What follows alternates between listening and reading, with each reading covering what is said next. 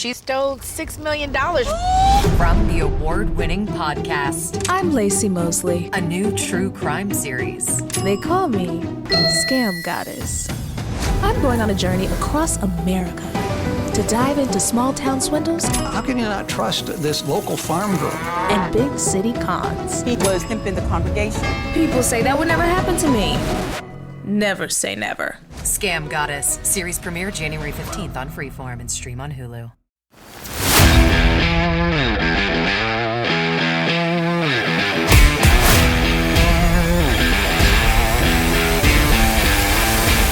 Croeso I podcast Rygbi Cymru.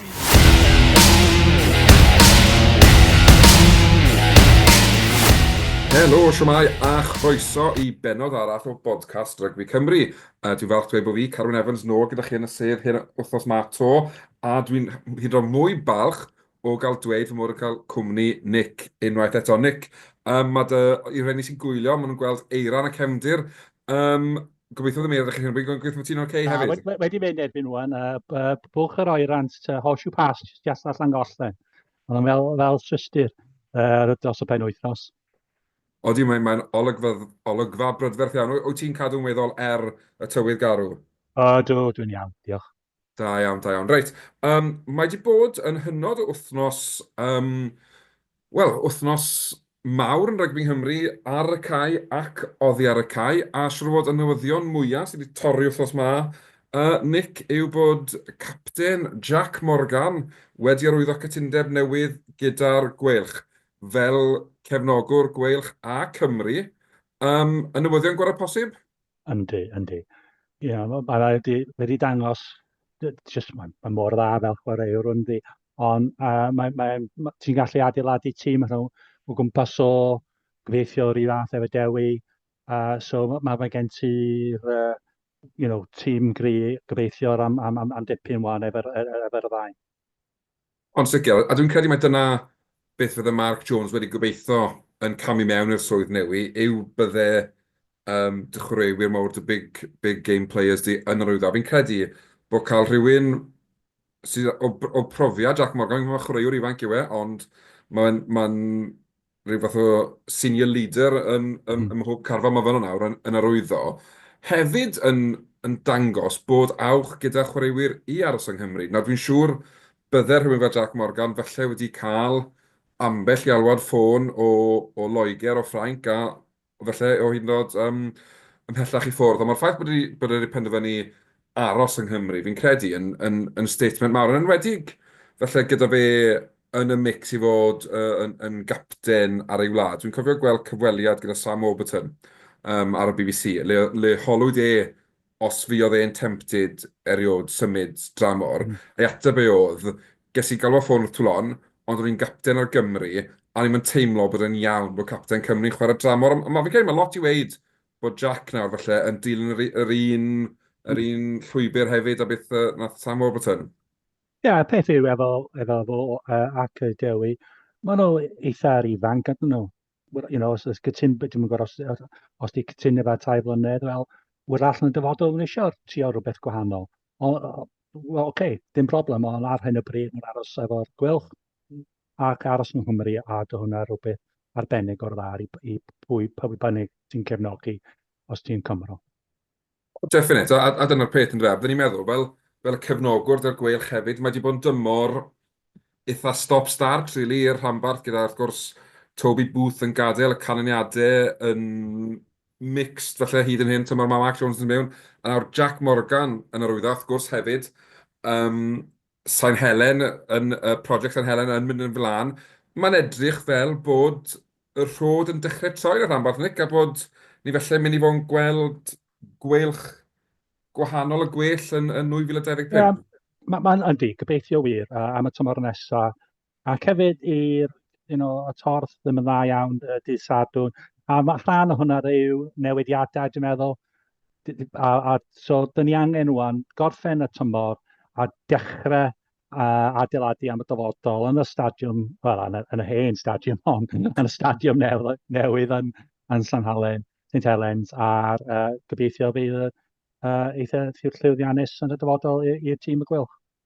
Ond sicr, a dwi'n gwybod mae'n anodd yn dweud, wedig cwpan her Ewrop, ni'n gweld newidiadau ym mhob un o'r rhanbarthau. Hefyd y lle tîmoedd sy'n dod i gwynebu'n rhanbarthau ni wneud newidiadau. Mae'n anodd iawn cael torf dda wedyn, ond fel ti'n sôn, gorffen y tymor o bang a gobeithio wedyn mynd mewn i tymor nesaf fydd y gweilch felly yn symud i San Helen gyda fanbase mawr yn dod gyda nhw. A gobeithio lle denu cefnogwyr neu hyd yn Cael nhw oed nôl. gwell Cael hen nhw nôl. gefnogwyr felly, hen gefnogwyr o ddim yn hollol gytuno gyda'r rhanbarthau felly yn dod nôl gan bod rygbi'n cael ei chwarae ar faes hanesyddol Sant Helen. Newyddion felly ddim cystel i gefnogwyr y Scarlet a Chymru gyda y rhanbarth yn coeddi bod Sam Costello allan am 12 wythnos yn dilyn yr anaf gath yn erbyn Caerloyw nos Wener. Siomedig iawn dros y maswr ifanc, Nick. O, smedig iawn. Ond yn bendant i fo, a bendant i Scarlets ar ôl y chwe glad, ddim yn ôl, dwi'n meddwl tan dechrau mis Ebrill. So mae'n chydig bach, mae'n siom mawr i Scarlets. I fo, rhaid i ddeud rwan, dwi'n mynd i bod allan o'r firing line yn dydi, dros y chwe glad. So di o ddim mor drwg, ond dwi'n deall o lle ti'n dod o. Eitha diddorol, achos fi'n cofio nôl y mis Hydref, o'n i'n dweud, bydde mots dy fi tysa Sam Costello'n colli allan ar garfan Cymru yn y cyfres yr Hydref, a bod yn cael hoi fach, achos dwi'n tymlo bod wedi cario gymaint o faich ar ei sgwyddau ers gymaint o amser o'i wlad a'r rhanbarth, ond wedyn, dim fel un o'n i'n gobeithio bod yn cael hoi o'r chwe glad chwaith. Mae'r ffaith bod allan am 12 wythnos yn ergyd iddo fe, i'r rhanbarth yn sicr, a mwy na thebyg carfan Cymru, achos falle bod e ddim yn chwarae rygbi gorau ar hyn o bryd, bydde enw wedi dal di fod yn y sgwrs dwi'n am garfan Cymru, a fe ewn ni mlaen ymhellach yn hwyrach yn rhaglen i drafod carfan Cymru, ond mae'n sicr yn siom iddo fe. A o'n i'n gweld nawr, mae'n bosib, a ni'n recordio hwn ar ddydd Mawrth wythnos yma, a ar hyn o bryd stori hwn, dwi'n wedi clywed sôn mwy na ni, ond bod Iowan Lloyd hefyd felly wedi anafu wedi torri asgwrn yn ei law. Nawr, mae'n bosib bod bach o groesus da Scarlett yn y crys 10, os yw hynny yn wir, a bod Iowan Lloyd allan, achos Charlie Titcomb yw'r maswr arall. Mae fe'n amlwg gyda Cwins Gyfyrddin yn yr Super Rugby Cymru ar hyn o bryd. Neu bosib bod ni'n gweld rhywun fel Eddie James neu Ble Murray chwarae'r crys 10. Felly, dyw popeth ddim yn berffaith lawr am Harcus Scarlett ar hyn o bryd, o bell ffordd. No. Wedyn, gan bod ni wedi gorffen yr adran newyddion gyda'r Scarlett, mae'n ei ddechrau gan maen nhw'n chwarae nos Wener yn y cwpan her, a bod yn gwbl onest, perfformiad siomedig, canlyniad gwath, a crysfa iddyn nhw lan yng Nghaerloyw. A oedd e fel cefnogwr y Scarlett, oedd e'n siomedig gweld faint mor wael oedden nhw, enwedig yn yr hanner cyntaf. Dim byd yn erbyn Caerloyw, maen nhw'n dîm da, ond fel nifer o dîmau, o'n nhw wedi gwneud newidiadau ar gyfer y gêm yma. A hwn oedd y tro cynta eleni i fi edrych ar y Scarlett a mynd, mae hwn yn atgoffa fi o tymor diwetha le blown away yn yr hanner cynta a ddim byd i chwarae am yn rhael hanner o ran balchder, a dyna'r sinking feeling ges i hanner amser, oedd bod hwn di mynd gam yn ôl, a bod ni'n really yn edrych up for it. A peth mae'n gêm fel, mae digon o gefnogwyr ar draws y wlad yn galw am gyngred Cymru a Lloegr. Wel, os mae dyma fe mae'r rhanbarthau Cymru'n perfformio ar byd tîmau Lloegr, dim diolch, dwi'n eisiau dim byd i wneud achos oedd hwn yn perfformiad sal iawn dar Scarlett. O'n i meddwl yr un peth. O'n i'n meddwl, a ni sôn amdano podcast diwetha, o'n i'n meddwl disgwyl cael gêm agos. Oedd o ddim yn gêm agos o gwbl. Perfformiad perfformiad ddim yn dda iawn o gwbl Scarlett, ond yn siŵr maen nhw siomedig. So, wrach ma'n just rhaid, wel, mae'n drosodd wan, edrych ymlaen wan am gêm nesaf. Wel, dwi'n credu mai dyna'r oll ti'n gallu gwneud, ynddo fe? A'r peth amdani yw bod petai nhw wedi gallu cael canlyniad nos Wener, bydde fe'n gwneud gêm dydd yn yr haws, ond dim fel nad i fod. A'r look gyda gemau Ewrop yw bod nhw back-to-back, so maen nhw'n gallu rhoi'r perfformiad yna allan o'i meddwl yn syth a canolbwyntio ar y gêm yr un fan penwythnos yma, a gobeithio cael buddigoliaeth fydd yn... Wel, mae'n straight shootout rhwng y ddau i pwy sy'n mynd allan o'r grŵp.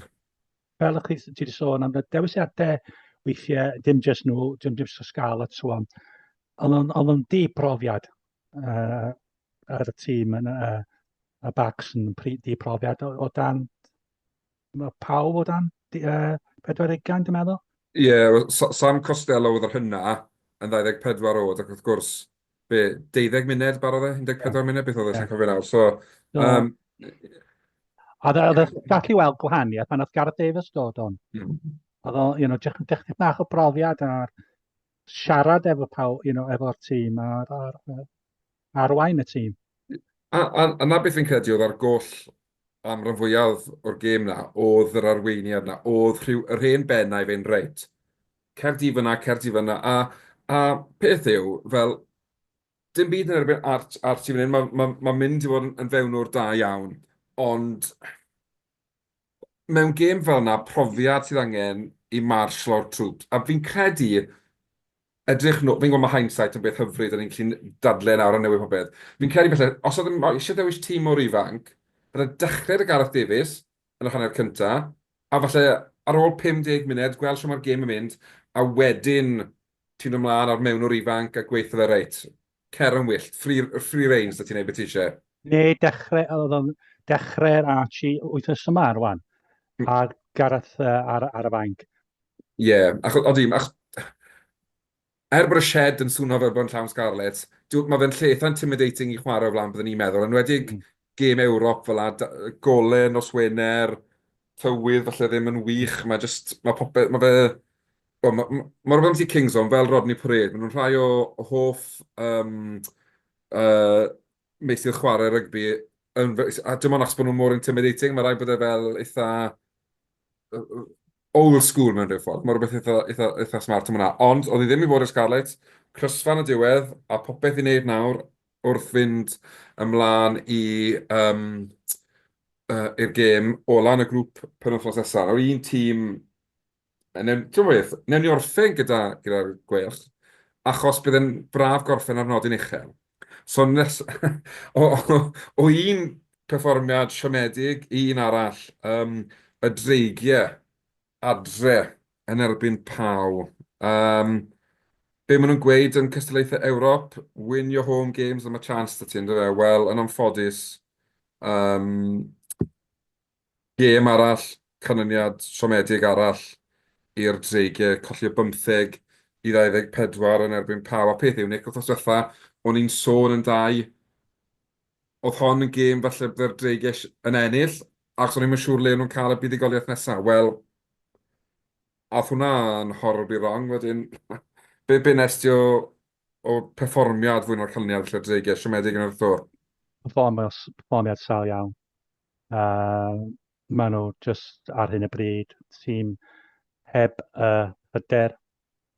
Weithiau, dwi'n meddwl maen nhw trio chwarae gormod o rygbi, oherwydd sgiliau dim efo nhw i chwarae ffordd maen nhw trio chwarae. Roedd nhw well yn just oed cicio'r bel mwy. Ond just i canolbwyntio ar rhywbeth, ond na, a dyn nhw ddim yn gwella ar y gwbl, dwi'n meddwl mynd yn ôl fel yn o'r llynedd.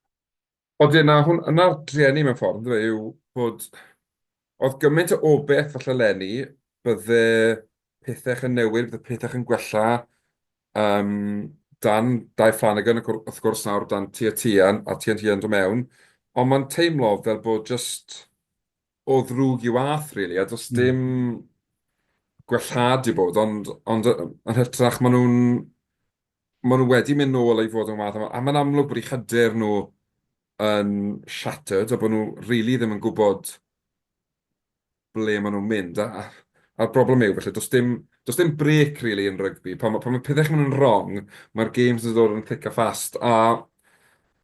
Ac wrth gwrs, dyn nhw'n colli llwyth o enwau wynebau i garfan Cymru, ond rheini maen nhw yn colli, mae'n mynd i gael effaith arnyn nhw a'i gobeithio nhw bigo bydd i gael ei allan. A dydy Carfan ddim yn digon da. Mae'r gormod o'r chwaraewyr sy'n safon Super Rugby Cymru neu English Championship. Dyn nhw ddim yn quite yn digon da i bod yn chwarae i tîm rhanbarth. Na, fi'n credu bod ti wedi talo'r hoelen ar ei phen fyna, a mae'n siomedig gweld mewn ffordd, achos dwi'n gwybod bod cefnogwyr y dreigiau'n selog ac yn frwdfrydig dros cefnogi rhanbarth ac ati, ond mae'n teimlo fel just bod nhw ddim yn... bod nhw'n mynd i gael y clod maen nhw'n heiddi felly am cefnogi tîm, achos does dim ffait i gael ar dechrau'r tymor, o'n i'n meddwl, o dim nhw'n colli gemau, ond oedd y spark na, ble ti'n meddwl gallen nhw ennill un o'r gemau na. Nawr mae'n twmlo fe bod hwnna wedi diflannu, a maen nhw bron o fod yn rowlo drysto, maen nhw jyst yn hapus i fynd trwy'r motions a cael eu talu ar ddiwedd y tymor, diwedd yr wythnos, a ddim really datblygu o gwbl, sy'n drueni mewn ffordd, achos maen nhw'n heiddi gwell, ond jyst ddim yn digwydd ar hyn o bryd. Ja. A wrth gwrs, fydden nhw unwaith eto yn chwarae penwythnos yma, ond mae'r dasg nawr, os na rwy'n drosto bron o fod amhosib, fi'n mynd gallu cofio na beth yn union sy'n nhw'n wneud, ond gweddion wyrth dwi'n credu os unrhyw beth. A dyn nhw'n dibynnu'r canlyniadau eraill eto? Dwi'n mynd cofio. A di'r dreigiau nawr yn dibynnu ar ganlyniadau eraill? Dwi'n meddwl bod dal o fe cyfle, ond mae'n gorfod fflio allan i O, mae'n chwarae De Affrica, wrth gwrs. Chwarae yn altitude a chwarae ar haf yn yr hael ar nebyn y llewod. Llewod, ie, wrth gwrs. O, dwi'n mynd fath o metegol drosto, ond mae angen lot o lwc ar nhw. Tîm arall, gollodd yn anffodus o Gymru, oedd Gaerdydd allan yn Perpignan. Cyfle wedi colli fan hyn, Nick? Ti'n meddwl i Gaerdydd? Dwi'n meddwl, oedd y gêm rwystredig yn ei gwylio'r gêm, y talu am ei gwylio'r gêm. And just dim digon... just ddim quite digon da efo cyfle, pan nhw'n cael cyfle, dim just allu troi i cais. Ond oedd bendant yn y gêm, ond fel dwi'n dweud, rwystredig mae Caerdydd yn weithiau, a dyna beth sut nhw'n chwarae disadwn. O, dwi'n eitha dod mewn ffordd, ni'n sôn bod Ysgarles ti'n nôl i wario fel wnaethon nhw llynau, mae'r Dreigiau felly nôl i wario fel wnaethon nhw llynau, a Gaerdydd i ryw raddau hefyd, mewn gêm arall le maen nhw ynddi, ond maen nhw'n ffeindio ffordd o golli o 7 pwynt. Nawr, cwpl o bethau wrth gwrs, Regan Grace yn wneud i ymddangosiad cyntaf i Gaerdydd, oedd rhai yn sôn a falle bydde fe'n bolto i beidio ddefnyddio term gwell am asgellwr mewn i garfan Cymru. A bo'n gwbl onest, dwi'n eitha falch bod e ddim na. Dwi'n credu bod mae'n chwaraewr da iawn, wrth gwrs, ond mae angen amser yno fe, mae angen iddo fe dod mewn i gyda'i dîm newydd, cyn mwyn i'n taflu fi mewn i garfan Cymru. O, beth o ti'n meddwl o'i ddeibiw e dros y brifddinas? Dim llawer, really. Oedd yn cael llawer o bêl, ac hefyd ath scrum Caerdydd cael chwaith falu, so mae'n anodd wedyn i'r datblygu gêm yn dydy. Dwi'n gorfod cael anaf, a mynd off am chydig. So gobeithio fe yn gallu chwarae rwan, jyst yn canolbwyntio chwarae i Gaerdydd.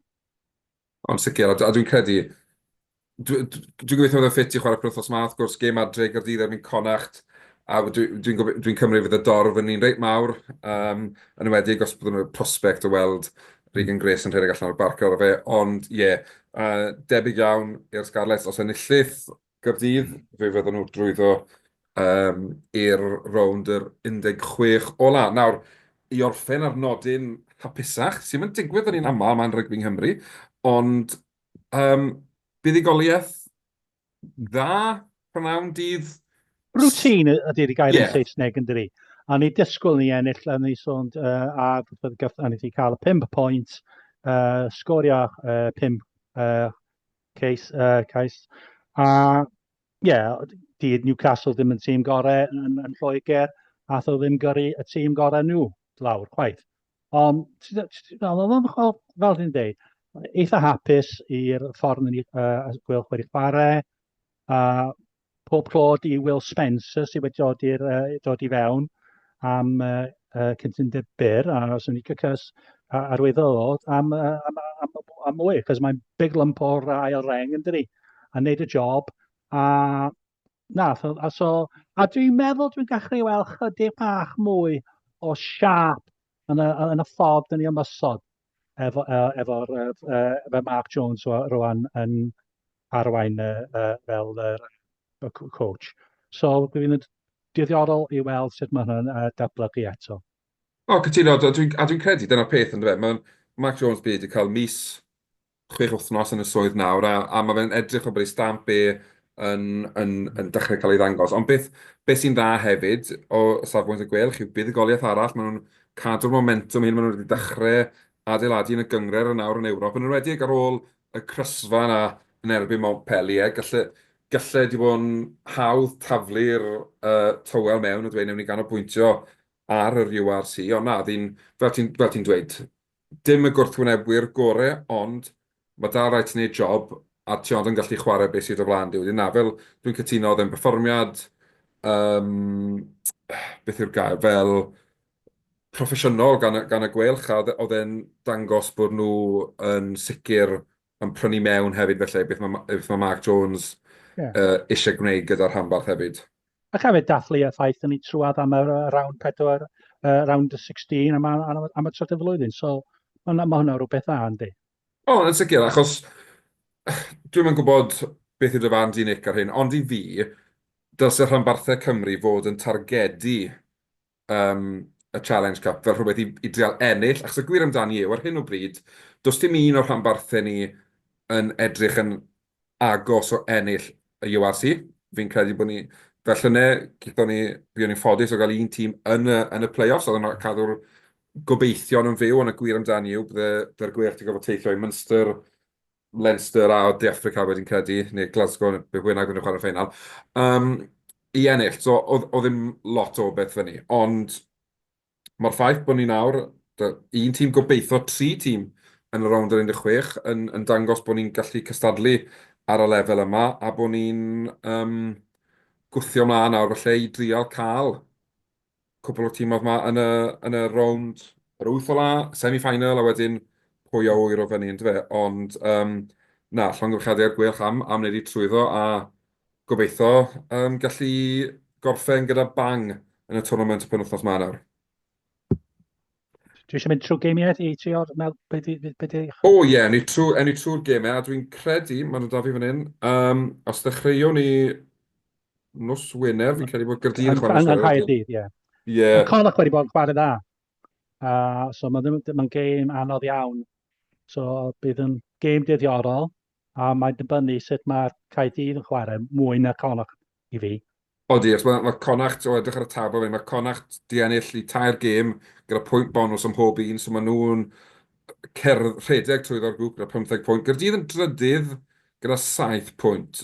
Mi ddylse fuddigoliaeth fod yn ddigon, ond buddigoliaeth gyda pwynt bonus yn sicrhau i lle nhw yn y rownd 16 ola.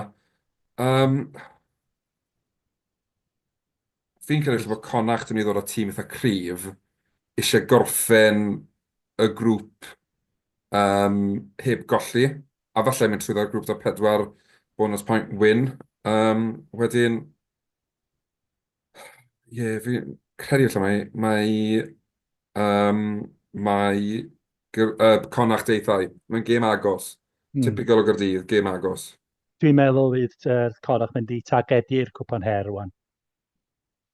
Ie, So dwi'n disgwyl, fel chi'n deud, dwi'n disgwyl bod rhywun fel Fundiaki chwarae.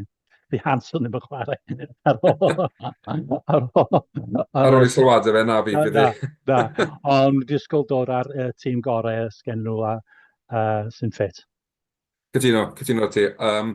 Felly, Gaerdydd allan gobeithio'n cael ein eraill i fynd o'i plaid nhw i fynd trwy'r grŵp. Wedyn, wrth gwrs, prynawn dydd Sadwrn, mae'r gwelch tu wrth i gyntaf, rhan Sadwrn credu, am 1 o'r gloch, allan yn Paw. Ni wedi gweld beth nath Paw i'r dreigiau, Nick. Wyt ti'n pryderu fod yr un peth yn mynd i ddigwydd i'r gwelch? Mae'n dibynnu sut fath o tîm mae gwelch yn dewis, dwi'n meddwl. Ydyn ni'n mynd i targedu'r gêm, neu ydyn ni jyst mynd i trio cael pwynt, neu pwynt bonus, neu allan o'r gêm. Bydd yn ddiddorol i weld os di'r Jack Morgan fel enghraifft mynd i trafeilio i'r South West France. So gan i weld, ond mae bob tîm o Ffranc efo pac mawr, a ti'n disgwyl a scrum da. Ond erbyn rwan, efo rai wedi dod yn ôl, mae gobeithio bydd y gwelch yn gallu ateb hwnna. Y mwy nawr dreigiau. Ie, yn sicr, a dwi'n credu hefyd, fel ti'n sôn, mae'r ddau dîm yn eistedd yn eu tabl ar 10 pwynt yr un. Mae pwynt... mae'r ddau drwydd o'n barod, achos mae'r Dragons yn wario Lions. Wedyn, does dim byd rili ar y gêm, achos mae Montpellier yn chwarae Newcastle, mae nhw 4 pwynt mlaen, ti'n disgwyl Montpellier, falle orffen y grŵp yn ddigiro. Wedyn, peth yw, fi credu, does dim byd ar gwelch i golli. Maen nhw ar bach o momentum. Ti'n sgwrs lot o sôn yn pêl drod am y new coach bounce ma. A mae'n twmlo fel bod yr un peth i digwydd yn y gwelch, fel bod y disappointment felly o'r cyhoeddiad bod Booth yn gadael o dechrau tymor, wedyn bod yn mynd yn hanner ffordd trwy'r tymor. Mae hwnna fel, mae Mark Jones yn cymryd dystod i dod o fel gwad newiau, bach o fresh air, bach o breath o fresh air i'r rhanbarth. Maen nhw fel bod nhw ar momentum. So dwi'n credu, falle wneud Mark Jones ddewis dîm reit gryf mwyn... Cadw y momentum. Cadw momentum i fynd, ie, achos... Ac arall hefyd, meddwl am combination sy'n mynd i bod yn chwarae dydd a gêm nesaf yn ôl yn URC. Cos maen nhw'n gwybod pwy sy'n mynd rwan i'r Carfan Cymru. A wrach dweud, dio fel enghraifft o Emwocyn ddim ar gael. So be os ni trio rhywun arall efo Kieran Williams yn canol? Ie, mae hwnna'n pwynt da, wrth gwrs, a mae hwn yn gyfle neu na'n gwybod ennill neu colli diw'r canlyniad ddim yn mynd i effeithio'r dymor ar ymgyrch y gwerch yn Ewrop. Felly mae fe'n gyfle felly i wneud cwpl o newidiadau, ond yn sicr mae'n argoelion fod yn gêm dda, dwi'n credu, gyda'r gwerch yn eisiau cadw momentum a'i fynd. A Bizali, o'n i'n meddwl bod y dreigiau allan, dyn nhw ddim allan yn fathemategol. Na, ddim quite, na. Na, o'n i'n meddwl bod nhw. Felly, ymddeiriadau i gefnogwyr y dreigiau. Dyn nhw'n allan yn fathemategol, ond mae angen iddyn nhw giro'r llewod. Neu cael gêm gyfartal a bod y gwelch... bod y dreigiau'n sgorio 4 cais, ond bod y llewod ddim. Nawr, yn bersonol, dwi ddim yn gweld yn digwydd, Nick, mae'n flin dy fi wedi. Fi'n credu mae hwn yw'r un cyniad dwi'n gallu dychmygu mae'r tîm ddim o Gymru fydd yn ennill. Na, a mae wrach yn mynd i bod yn reit drwg hefyd. Mae'na cyfle yma wrach yn mynd i bod yn dros 100 o pwyntiau. Odi, mae'n argoelion fod yn brynawn hir i'r dreigiau. Diddorol gweld gyda'r holl gemau yma i chwarae, anwedig bod nhw'n fod teithio di Affrica, pa fath o dîm, pa fath o garfan ewn nhw gyda nhw am un gêm yn Affrica. Mae'n twmlo fel y gêm gweitha posib ar yr adeg gweitha posib hefyd i'r dreigiau yn ffodus. Felly dwi'n cymryd trenu felly dros y y chwaraewyr fydd yn teithio allan na, achos dwi'n cymryd mai carfan reit i brofiad fydd tua mynd gyda fe allan i wario'r llewod. Dwi'n cytuno. A wedyn hefyd oedd Sadwrn y gêm olau rhanbarthau Cymru, y Scarlet, adre i Fans, a yn syml, da pwy sy'n ennill, fydd yn mynd allan o'r grŵp. Nawr, a'i gyntaf yma, achos fi'n... fi'n credu, bod Scarlet yn effernol erbyn Gloucester, a erbyn nhw'n cael chwalad erbyn Gloucester, dwi'n disgwyl rhyw fath o reaction. Gêm adre, gêm yn Ewrop, cyfle i fynd trwyddo, dwi'n rhaid gweld y Scarlet yn ennill hon.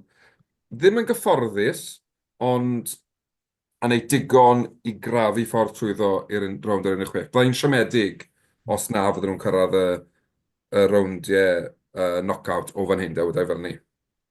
A disgwyl nhw chwarae o bobl fel Johnny Williams, Joe Roberts wrach i dechrau lot mwy o brofiad yn y tîm. Yn sicr, ie. Dwi'n gweld e'n mynd at tîm i ennill y gêm yn hytrach at tîm arbrofol, achos oedd y free hit weekend diwetha, mae rhaid ennill y gêm yma. A dyna... Un peth, o tîm o Llydawr, dyr i fan, ond wedyn nhw'n gallu chwarae'r hen lawr yn hadwau ar alw dwywaith, achos mae'r car, dwi'n meddwl mae anthem nhw ar un alw.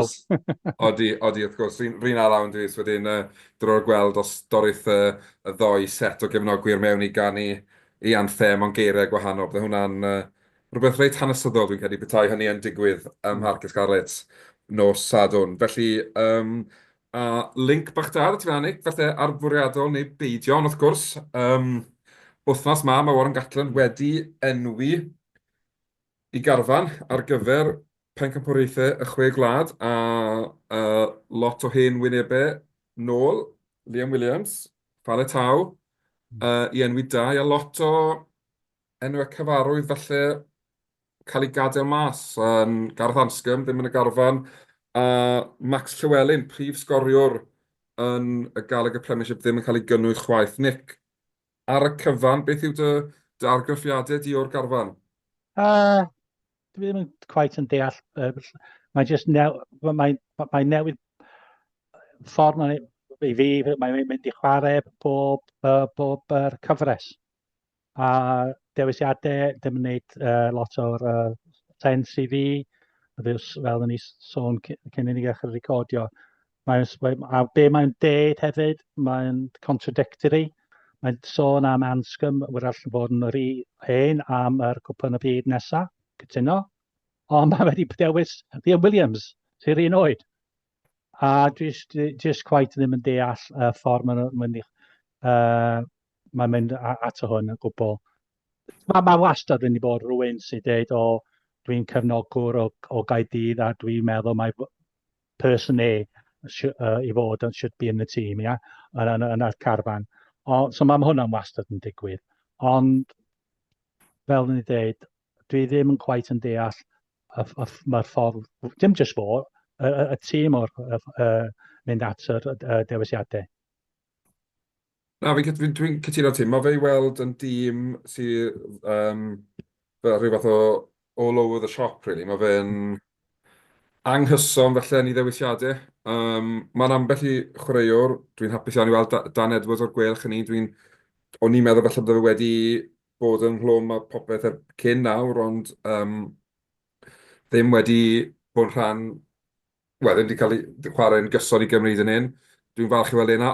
Diffyg Rhys 30, ond Ben Thomas yw'r opsiwn arall amlwg, ond ar ôl Ben Thomas a Dan Edwards, mae'n crafu pen am beth i pwy fydd yn chwarae yn y Rhys 30 wedyn. Y prop Pentyn yn arddol arall, felly ni'n stryglan ar hyn o bryd, a Will Griff John yn cael ei gynnwys yn chwarae Gaerdydd yn fe hunan yn ei, wel, the autumn of his career fydden nhw'n gweud yn Saesneg. Ond wedyn Cam Wynette oedd yn ever present llynau. Fi'n gwybod falle dwi'n mynd i chwarae ar ei orau yn ddiweddar, ond wyt ti'n synnu bod e ddim yn y garfan? Wel, un peth i'n meddwl chydig bach am Cam Wynette. Dwi ddim yn gwybod os efo digon o'r colymdau, just i bod yn top notch. A di ddim yn boi powerus, nac di. So, pan mae'n neud ar hanner bwlch, di ddim quite digon cloi i sgorio neu wneud yr half gap i fewn i'r full break. So dyna pan wrach sydd tu ôl i hwnna. A dwi'n meddwl fydd pwy bynnag Tom Rogers neu pwy bynnag sy'n chwarae fel Liam Williams, dwi'n disgwyl dechrau. Efo Tom Rogers, dyna beth i tu ôl i hwnna. A hefyd, y newidiadau wedi, y rheolau wedi newid, sori, efo'r shadowing, y cysgod i person sy'n dod trwad am neidio am y pêl.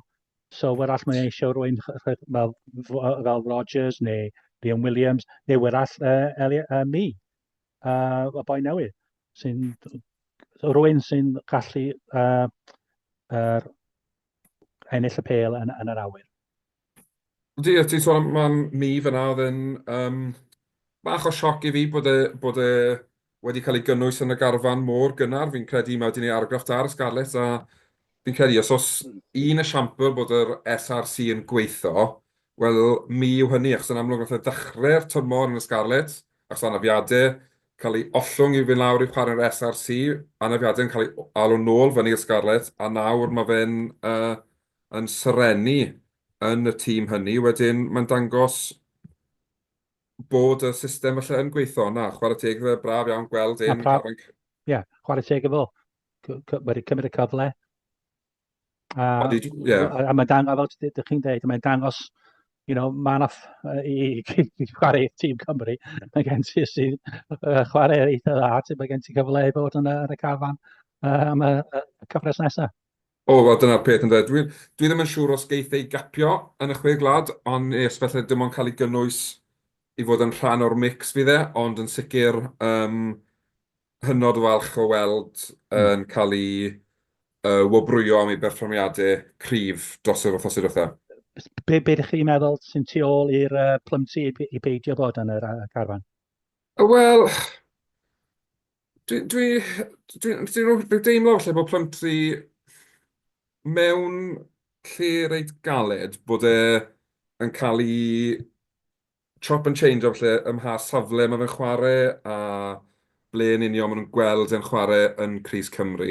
A ar hyn o bryd, dyw e ddim yn nailed on am ddim un o'r 3 crys. Fi'n credu mae fe'n opsiwn fel 8, mae fe'n opsiwn fel 6, a'n amlwg mae fe'n neidiwr ychwanegol yn y line-out, ond dwi'n mynd gweld e yn first choice yn ddim un o'r crysau ar hyn o bryd. Ond wedyn, weithiau mae cael eich dropo fel un yn glyn eich i reacto mewn un o ddoi ffordd. Wedyn gobeithio fydd Plymty'n gweld hwn fel, dim setback, ond fel, reit, project reset bach, cyfle i fi fynd nôl a gweithio ar ambell i beth gyda Scarlett. A wedyn gobeithio fyddai'n y ffram tor fynd o'r haf. Yna rai pethau i glanhau yn y gêm o'n dwi. Os. Yn bendant. Yn sicr, os. Wedyn gobeithio fydd e'n gweld hwn fel, reit, mae beth sy'n angen fi weithio yna, mae beth sy'n fi gael allan o'n gêm i sicrhau bod nhw'n methu peido newis i dros Cymru. Achos dyna'r peth. Fi'n credu mae'n chwaraewr da iawn, mae'n chwaraewr rhwngwladol, ond mae angen ddo weithio ar ambell i agwedd o'i gemau i sicrhau fod e'n dod nôl mewn i'r mix dros y misoedd nesaf yma. A dwi'n meddwl bod allu dyna beth i'r neges mae wedi cael nôl gen y ffordd. Dweud, wel, mae rhaid i canolbwyntio i gwella hwn, peidio rhoi gormod o penalties i ffwrdd. Mae gen ti talent yn bendant. Ie, a dyna'r gobeith yn dweud, fel bod Gatlon neu bod rhywun o'r tîm wedi falle cysylltu gyda'r chwaraewyr yma oedd yn agos neu wedi gobeithio fo'n rhan o'r garfan, reit. O ti bron o fod yna, ond dyma beth angen ti weithio yno. A bod nhw yn wedyn cael y neges hynny drosto, hytrach a bod chwaraewyr yn cael ei gadw. A mae'n siŵr i fod anifadau hefyd, so bod allan nhw'n dod i fewn i'r carfan cyn diwedd y cyfres. Wel, dyna'r peth yn dweud, dyw'r gystadleuaeth ddim yn dechrau'n bythefnos arall wedyn. Pwy o wyr, falle fel ti'n sôn, bydd yna anafiadau diri cyn hynny ni'n aml yn gweld gyda Cymru bod chwaraewyr yn dioddau anafiadau Fel iawn. arfer ar y diwrnod cyntaf yn y feil. Wel, odi, ie. A mae hwnna'n bod arall, a mae hwnna'n rant arall. Neu gona ti'n iawn, ni'n gweld lot o'n chwaraewyr ni falle yn dioddau anafiadau unwaith maen nhw'n mynd at y garfan a dechrau hyfforddi, ond gobeithio mai dim dyna fydd yr achos eleni. Ond ar ôl gweld y garfan, wyt ti'n edrych mlaen i'r gystadleuaeth? Uh, Dwi'n teimlo y gêm mawr i ni yr Eidal yn Rhufain. A ar ôl hynny, os dyn ni ennill hwnna, wrach mynd i gael cyfle wedyn yn erbyn Lloegr yn Nghaerdydd, a wrach ar Alban. Dwi ddal yn meddwl ar Alban sy'n mor dda mae bobl yn dweud. Mae Ffranc a Iwerddon yn tîm gorau yn bendant yn y chwe gwlad i fi. A rhwng nhw, dwi'n disgwyl fod pwy bynnag sy'n mynd i ennill, bydd bod y gêm yn erbyn Iwerddon yn erbyn Ffranc. O, sicr, dwi'n cytuno â ti. A dwi'n credu, fydd yr Eidal oddi cartref ddim yn hawdd, ond mae'n gêm dylsen ni dargedu. A fel ti'n dweud, os ti'n ennill yr un gêm na, mae'r knock-on effect wedyn, mae'n gallu cael ar y garfan yn dweud. Dyna, a yn wedyn chwarae'r Eidal ar yr ail benwythnos. Dwi'n credu petai ni'n gallu pigo buddigoliaeth lan fyny. Y momentum, mae agwedd y chwaraewyr, mae'r mentality gyd yn newid, achos i lot o'r chwaraewyr yma, dim wedi ennill gêm mewn Crys Cymru, mewn rhan o'r garfan Cymru wedyn. Mae'n gyfle mawr, really, i gael yr hwdw na bant, a wedyn pwy a wyr beth aw o hynny, ond sicr ennill yn Reidal a wedyn targedu Lloegr adre. Dwi'n credu fydd Iwerddon adre. Athyn nhw'n hintio ddoe hefyd, mae rhywun sy'n di ymuno y tîm reoli ath y sôn, so dwi'n gwybod be a pwy. Ond gobeithio cyhoeddi rhywbeth cyn diwedd yr wythnos. Diddorol, mae hwnna'n rhywbeth i ni aros mlaen i weld, ac ewn ni siŵr bod ni'n cael ar yn gwefannau cymdeithasol ni, pam fod ni'n gweld y newyddion hynny'n torri. Pwt o rygbi ychwanegol, gyda ni wythnos diwetha, Nic. Wythnos diwetha, y tîm dan 18 yn chwarae erbyn yr academies. Tîm o dan 20, athyn nhw chwarae tîm o dan 20, yn erbyn tîm. A dwi'n meddwl mae'r ffordd mae Cymru wedi paratoi rwan am under 20s chwech lad rwan, sy'n hollol wahanol sy'n wedi gwneud o'r blaen. Mae nhw trio'r yn bendant bod yn barod am y cystadleuaeth. A dwi'n meddwl mae rhywbeth dda, cos mae'n cam mawr yn ffordd i'r chwaraewyr datblygu.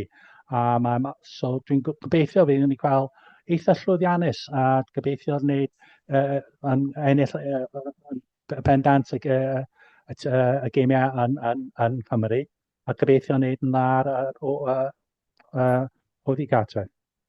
Yn sicr, a un beth dwi'n teimlo am y tîm dan 20 bob blwyddyn yw achos bod nhw'n chwarae cyn lleiad o rygbi rheolaidd falle ar y lefel ucha, mae'n teimlo fe bod nhw'n cymryd 3-4 wythnos i gynhysu fyny i'r her o'r chwe gwlad. Wedyn gobeithio yn chwarae'r academies fel hyn, a'n cael test da iawn, dyn ni'n meddwl, erbyn y tîm yr academies, bydd y tîm dan 20 yn hit the ground running, oedd nhw'n dechrau'r tournament yn gryf, a bydd nhw'n adeiladu felly o hwn nawr am ymlaen i'r gystadleuaeth gyfan. Dwi'n meddwl mae'r ail gêm penwythnos yma rwan yn Llanymddyfri. A so bydd cyfle arall i nhw'r paratoi. Ond sicr, a dyna ni eisiau gweld yw'r gymaint o gyfleoedd o posib i'r chwaraewyr mewn chwarae ar y lefel le maen nhw'n gallu bod yn gystadleuol gyda'i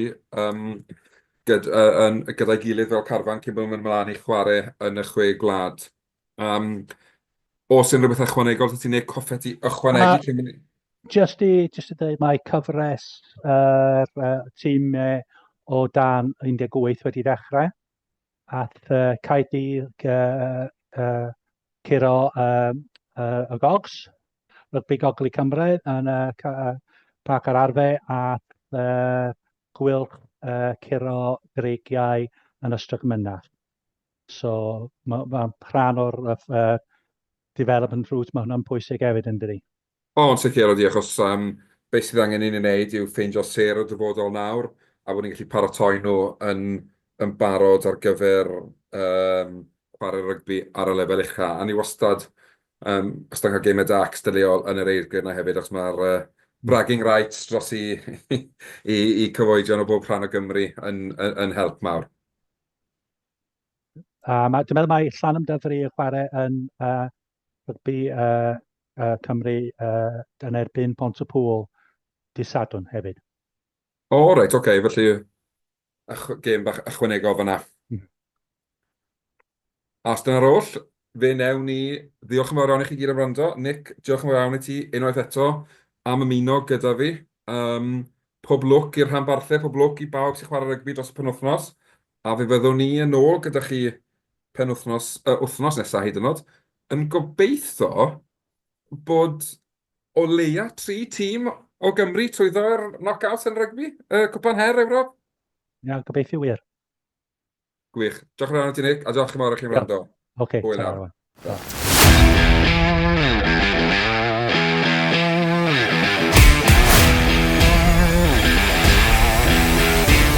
Diolch am gwrando i'r podcast Rugby Cymru.